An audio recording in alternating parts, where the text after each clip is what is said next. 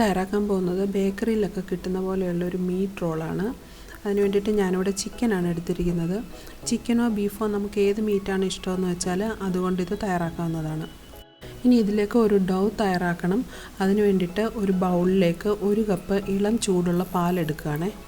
അതിലേക്ക് 1 table spoon east, 1.5 table spoon പഞ്ചസാര ഇത്രയും ചേർത്തിട്ട് നന്നായിട്ടൊന്ന് ഇളക്കി യോജിപ്പിച്ച് ഇതൊന്ന് ആക്ടിവേറ്റ് ആകാൻ വേണ്ടിയിട്ട് ഒരു 10-15 മിനിറ്റ് നമുക്കൊന്ന് മാറ്റി വെക്കാം.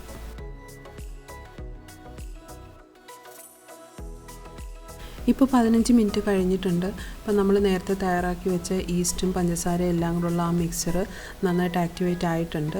ഇനി നമുക്ക് ഇതിലേക്ക് ആവശ്യമായിട്ടുള്ള മാവ് തയ്യാറാക്കാം. അതിന് വേണ്ടിയിട്ട് ഒരു ബൗളിലേക്ക് 2 കപ്പ് മൈദ, 1/2 ടീസ്പൂൺ ഉപ്പ്, അതിലേക്ക് നമ്മൾ നേരത്തെ തയ്യാറാക്കി വെച്ച ഈസ്റ്റും പഞ്ചസാരയും എല്ലാം കൂടെ ചേർത്തിട്ടുള്ള മിക്സ്ചർ ഇത്രയും ചേർത്തിട്ട് നന്നായിട്ടൊന്ന് ഇളക്കി യോജിപ്പിക്കണം. ആ ബൗളിലേക്ക് ഞാൻ കുറച്ചും കൂടെ പാല് ചേർത്തിട്ട് ഇതിലോട്ട് ചേർത്ത് കൊടുക്കുന്നുണ്ട്. ഇനി ഇതിലേക്ക് 1 ടേബിൾ സ്പൂൺ ഓയിലും കൂടി ചേർത്തിട്ട് നന്നായിട്ട് കുഴച്ചെടുക്കണം. നമ്മൾ ഈ ഡൗ തയ്യാറാക്കുമ്പോൾ കുറച്ച് ഡ്രൈ ആയിട്ട് തോന്നുന്നുണ്ടെങ്കിൽ ആവശ്യത്തിന് പാലോ വെള്ളമോ ചേർത്തിട്ട് ഒരു നല്ല സോഫ്റ്റായിട്ടുള്ളൊരു ഡൗ ആയിട്ട് കുഴച്ചെടുക്കണം. ഞാനിപ്പോൾ ഇവിടെ പാലാണ് ചേർക്കുന്നത്. എന്നിട്ട് നന്നായിട്ട് കൈകൊണ്ട് തന്നെ കുഴച്ച് യോജിപ്പിക്കണം.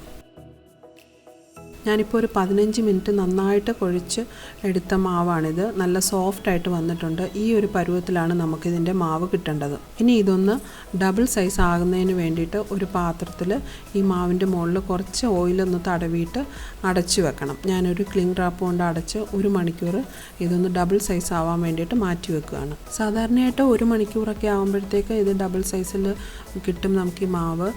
നല്ല ഈസ്റ്റാണ് ചേർക്കുന്നതെങ്കിൽ 1 മണിക്കൂർ മതിയാകും. ഇല്ലയെന്നുണ്ടെങ്കിൽ കൂടുതൽ സമയം വേണ്ടി വരും. ഇനി നമുക്ക് ഈ സമയത്ത് ഇതിലേക്ക് ആവശ്യമായിട്ടുള്ള ഒരു ഫില്ലിങ് തയ്യാറാക്കാം. അതിന് വേണ്ടിയിട്ട് ഒരു പാൻ അടുപ്പിൽ വെച്ചിട്ട് ചൂടാകുമ്പോൾ അതിലേക്ക് 1 ടേബിൾ സ്പൂൺ എണ്ണ ചേർത്ത് കൊടുക്കാം. ഇതിലേക്ക് നന്നായിട്ട് കൊത്തി അരിഞ്ഞ് വെച്ചിരിക്കുന്ന ഒരു സവോള, 1 ടീസ്പൂൺ ഇഞ്ചി വെളുത്തുള്ളി പേസ്റ്റ്. ഇഞ്ചിയും വെളുത്തുള്ളിയും കൊത്തി അരിഞ്ഞ് വേണമെങ്കിലും ചേർക്കാം. പക്ഷേ പേസ്റ്റ് ചേർക്കുന്നതായിരിക്കും ഒന്നും കൂടെ നല്ലത്. ഇല്ലെങ്കിൽ അത് ഇടയ്ക്കൊക്കെ ഇങ്ങനെ കടിക്കാൻ കിട്ടും. ഒരു ചെറിയ പച്ചമുളക് ചെറുതായിട്ട് അരിഞ്ഞത്, ഇത് വേണമെങ്കിൽ ചേർത്താൽ മതി. കുട്ടികളൊക്കെ കഴിക്കുമ്പോൾ ബുദ്ധിമുട്ടാണെങ്കിൽ ഇത് ചേർക്കണം എന്നില്ല. ഒരു തണ്ട് കറിവേപ്പില. ഞാനിതിലേക്ക് 1/2 ടീസ്പൂൺ ഉപ്പ് കൂടി ചേർത്ത് കൊടുക്കുന്നുണ്ട്. സവോള ഒന്ന് വേഗം വഴന്ന് കിട്ടും. ഇതെല്ലാം കൂടെ ചേർത്തിട്ട് നമുക്കൊരു 1-2 മിനിറ്റ് ഒന്ന് നന്നായിട്ട് വഴറ്റിയെടുക്കണം. ഇത് നന്നായിട്ട് വഴന്നതിന് ശേഷം ഇതിലേക്ക് ആവശ്യത്തിനുള്ള മസാലകൾ ചേർത്ത് കൊടുക്കാം. 1/2 ടീസ്പൂൺ മഞ്ഞൾപ്പൊടി ഇത്രയും കൂടെ ചേർത്തിട്ട് നന്നായിട്ടൊന്ന് ഇളക്കി യോജിപ്പിച്ച് വഴറ്റിയെടുക്കാം. ഇപ്പോൾ സവാളയൊക്കെ നന്നായിട്ട് വഴന്ന് വന്നിട്ടുണ്ട്. ഇനി ഇതിലേക്ക് 1 ടീസ്പൂൺ കാശ്മീരി മുളക് പൊടി, 1/2 ടീസ്പൂൺ കുരുമുളക് ഇത്രയും ചേർത്തിട്ട് ഇളക്കി യോജിപ്പിക്കാം. ഇപ്പോൾ മുളക് പൊടിയൊക്കെ ഇട്ടതൊന്ന് ഫ്രൈ ആയി വന്നിട്ടുണ്ട്. ഇനി നമുക്കിതിലേക്ക് നേരത്തെ വേവിച്ച് വെച്ചിരുന്ന ചിക്കന്, ഞാനിത് ഉപ്പും മഞ്ഞൾപ്പൊടിയും കുരുമുളക് പൊടിയും ഇട്ട് വേവിച്ചതാണ്. അതിനുശേഷം മിക്സിയിൽ ഒന്ന് ചെറുതായിട്ട് ക്രഷ് ചെയ്തെടുത്തതാണ്. ഇത് 200 ഗ്രാം ചിക്കനുണ്ട്. ഇതുകൂടി ചേർത്തിട്ട് ഒന്ന് വഴറ്റിയെടുക്കാം. നമ്മൾ നേരത്തെ ചിക്കനിൽ ഉപ്പിട്ട് വേവിച്ചേക്കുന്നത് കൊണ്ട് ഈ മസാലയിൽ വീണ്ടും ഉപ്പ് ചേർക്കുമ്പോൾ നോക്കിയിട്ട് വേണം ചേർക്കാൻ. ഇനി ഇതിലേക്ക് 1/2 ടീസ്പൂൺ പെരിഞ്ജീരക പൊടി കൂടി ഞാൻ ചേർത്ത് കൊടുക്കുന്നുണ്ട്. നമ്മളെപ്പോഴും ഗരം മസാല ചേർക്കുമ്പോൾ അതിൻ്റെ കൂടെ കുറച്ച് പെരിഞ്ജീരക പൊടി വേറെ ചേർക്കുന്നത് നല്ല ടേസ്റ്റ് ആയിരിക്കും. ഇത്രയും ചേർത്തതിന് ശേഷം എല്ലാം കൂടി ഒരു 2 മിനിറ്റ് കൂടി നമുക്ക് വഴറ്റിയതിന് ശേഷം തീ ഓഫ് ചെയ്യാം. ഇപ്പോൾ നമുക്ക് ഇതിലേക്ക് ആവശ്യമായിട്ടുള്ള ഫില്ലിങ് റെഡി ആയിട്ടുണ്ട്. ഇപ്പോൾ നമ്മുടെ ഡവ് ഡബിൾ സൈസ് ആയിട്ടുണ്ട്. ഞാൻ കുഴച്ച് വെച്ചിട്ട് 1 മണിക്കൂർ ആയിട്ടുണ്ടായിരുന്നു. ഇനി നമുക്ക് ഇതിലെ എയറൊക്കെ ഒന്ന് കൈകൊണ്ട് അമർത്തി പുറത്തേക്ക് കളയാം. നമ്മുടെ മാവ് ഡബിൾ സൈസ് ആയതിന് ശേഷം വീണ്ടും എടുത്തിട്ട് ഒരുപാട് കുഴക്കേണ്ട ആവശ്യമില്ല. അങ്ങനെ ചെയ്താൽ നമ്മൾ റോള് ഫ്രൈ ചെയ്തെടുക്കുമ്പോൾ നല്ല പഫി ആയിട്ട് വരത്തില്ല. ഈ ഡവ് ഞാൻ 2ആയിട്ട് കട്ട് ചെയ്തെടുക്കുകയാണ്. എന്നിട്ട് ചപ്പാത്തിക്കൊക്കെ ബോൾ എടുക്കുന്നതിൻ്റെ കൂട്ട് ഒത്തിരി പ്രസ് ചെയ്തിട്ട് ഇത് ഷേപ്പ് ചെയ്തെടുക്കണ്ട.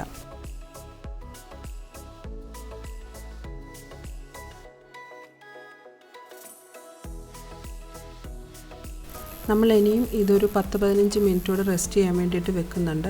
ഇനി ഇതിൽ നിന്ന് നമുക്ക് ഈ വലുപ്പത്തിലുള്ള ബോളുകൾ ഉണ്ടാക്കിയിട്ട് അകത്തോട്ടൊന്ന് ഫോൾഡ് ചെയ്യുന്ന രീതിയിൽ എടുത്തിട്ട് മാറ്റി വെക്കാം. ഒരു പോർഷൻ കൊണ്ട് 5 ബോൾ ഞാൻ ഉണ്ടാക്കിയിട്ടുണ്ട്.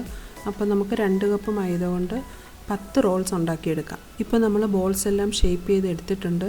ഇനി ഇതൊരു 10-15 മിനിറ്റോടെ റെസ്റ്റ് ചെയ്യാൻ വേണ്ടിയിട്ട് വെക്കാം.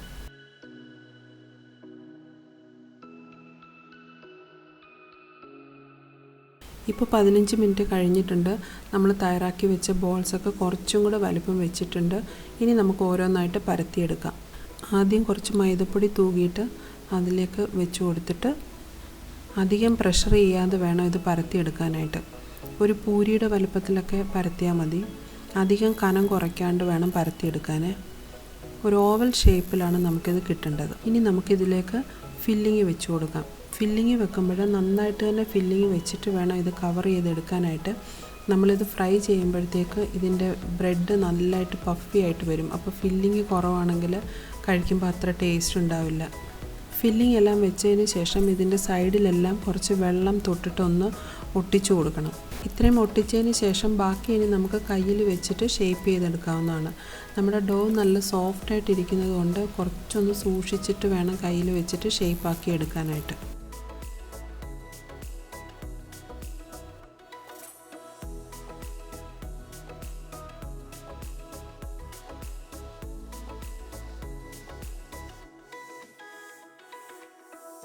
ഇങ്ങനെ നമുക്ക് എല്ലാ റോളും ഷേപ്പ് ചെയ്തെടുക്കാം.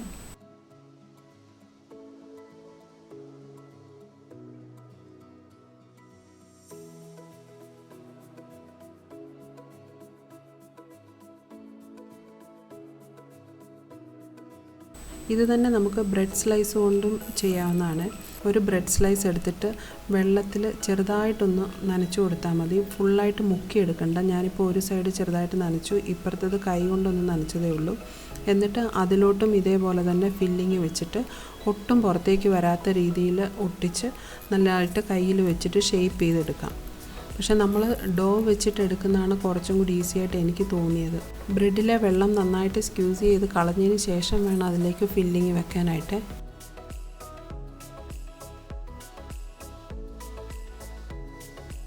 ഇപ്പം നമ്മുടെ റോൾസ് എല്ലാം റെഡി ആയിട്ടുണ്ട്.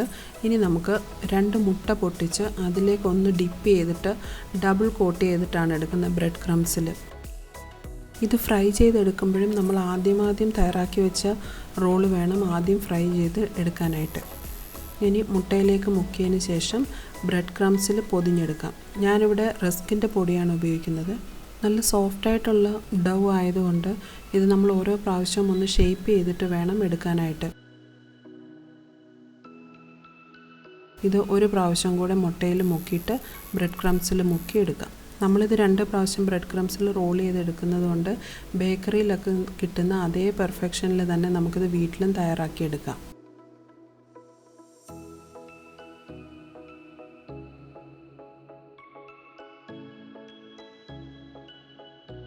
ഇനി നമുക്കിതെല്ലാം ഫ്രൈ ചെയ്തെടുക്കാം. അതിന് വേണ്ടിയിട്ട് ഒരു പാൻ അടുപ്പിൽ വെച്ചിട്ട് വറുക്കാൻ ആവശ്യത്തിന് എണ്ണ ഒഴിച്ച് എണ്ണ ഒരു മീഡിയം ഹീറ്റ് ആകുമ്പോൾ വേണം ഇത് ഫ്രൈ ചെയ്തെടുക്കാനായിട്ട്. എണ്ണയുടെ ചൂട് കൂടിപ്പോയാൽ വേഗം പുറം ഭാഗം കരിഞ്ഞിട്ട് അകം വെന്ത് കിട്ടത്തില്ല. അതുപോലെ നമ്മൾ ഈ റോൾസ് ഓയിലിലോട്ട് ഇട്ടതിന് ശേഷം ഈ ചൂടെണ്ണ ഇതിൻ്റെ മുകളിലോട്ട് ഇങ്ങനെ ഒഴിച്ചു കൊടുക്കണം. ഇത് ഫ്രൈ ചെയ്തെടുക്കുമ്പോൾ നമ്മൾ എപ്പോഴും ഇതിങ്ങനെ തിരിച്ചിട്ട് കൊടുക്കണം. എന്നാൽ മാത്രമേ എല്ലാ സൈഡും ഒരേപോലെ ബ്രൗൺ കളറിൽ നമുക്ക് കിട്ടത്തുള്ളൂ. ഒരേ സമയം 2 എണ്ണമൊക്കെ മാത്രം ഫ്രൈ ചെയ്തെടുത്താൽ മതി. ആദ്യമായിട്ട് ചെയ്യുമ്പോൾ ഒരെണ്ണം മാത്രം ഇട്ടിട്ട് ഫ്രൈ ചെയ്തെടുക്കുന്നതായിരിക്കും നല്ലത്. ഞാനിപ്പോൾ മുട്ട എടുത്തപ്പോൾ അത് ഫുള്ളായിട്ട് എഗ്ഗ് എടുത്തതുകൊണ്ടാണ് ഇങ്ങനെ പതഞ്ഞ് വരുന്നത്. നിങ്ങൾ മുട്ട എടുക്കുമ്പോൾ വൈറ്റ് പോർഷൻ മാത്രം എടുത്താൽ ഇങ്ങനെ എണ്ണ പതച്ച് വരത്തില്ല. ഇപ്പം നമ്മൾ ഫ്രൈ ചെയ്യാനിട്ടതിനെക്കാട്ടിലും ഡബിൾ സൈസ് ആയിട്ടുണ്ടല്ലോ നമ്മുടെ റോൾസ്. നല്ല കളറും ബ്രൗൺ ആയിട്ടുണ്ട്. ഇപ്പോൾ ഇത് റെഡി ആയിട്ടുണ്ട്. ഇനി നമുക്കിത് എണ്ണയിൽ നിന്ന് കോരി മാറ്റാം.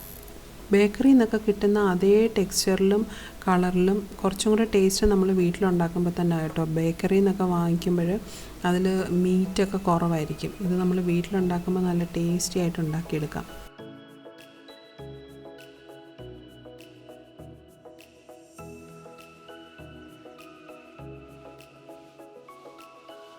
ഇത് നമ്മൾ ബ്രെഡിൽ ഫില്ലിങ് വെച്ചിട്ട് എടുത്തിട്ടുള്ള ആ റോളാണ്. അതുകൂടി നമുക്ക് ഫ്രൈ ചെയ്തെടുക്കാം.